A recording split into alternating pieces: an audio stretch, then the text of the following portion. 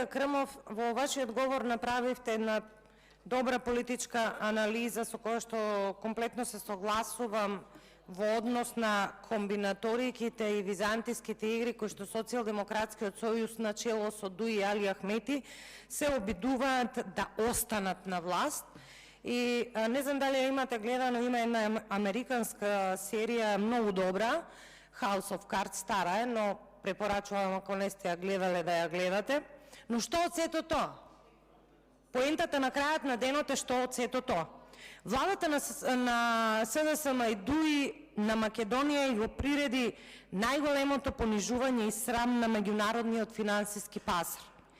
Откажана е, почитуван колега, еврообврзницата на износ од 600 милиони евра со причини кои што е неразбирлива за финансискиот свет. Во исто време, оваа влада им покажува на инвеститорите колку се несериозни и на тој начин Македонија го зголемува својот репутацијски ризик за сега и за во иднина. Целата ситуација може да се гледа од две страни.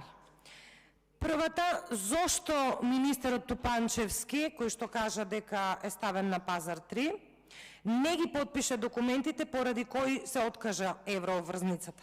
Дали тоа има некакви информации дека овие финансиски средства би биле злоупотребени или тоа е една лична одмазда затоа што еве го сменија, а туку што ги започна реформите како што почна да објаснува тој на медиуми.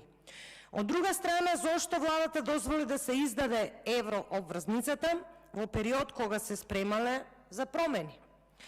Ова јасно покажува дека желбата да се задржи власта е огромна, силна, па дури и по цена да се уништи државата.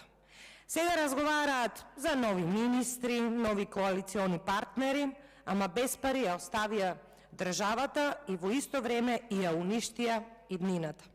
Сега таа иднина е многу понеизвестна и ќе не чини многу, многу скапо. И додека оваа влада се договара дали ќе има парламентарно мнозинство од 64, 62, 61, пазар 3 се уште трае, па да не се изненадат да дојдат до бројка 60-60, да се повтори минатогодишното сценарио,